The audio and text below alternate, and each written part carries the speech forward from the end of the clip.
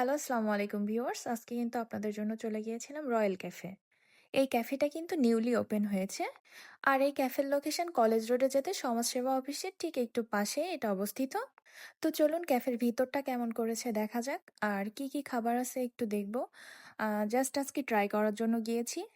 আমার কিন্তু স্পেশালি ক্যাফের ভিতরটা অনেক পছন্দ হয়েছে। সিমসামের মধ্যে বেশ সুন্দরই করেছে ওরা।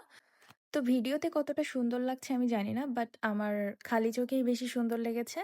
আর এখানটা দেখেন আবার একটা পিকচার কর্নার করেছে, জায়গাটা বেশ সুন্দর।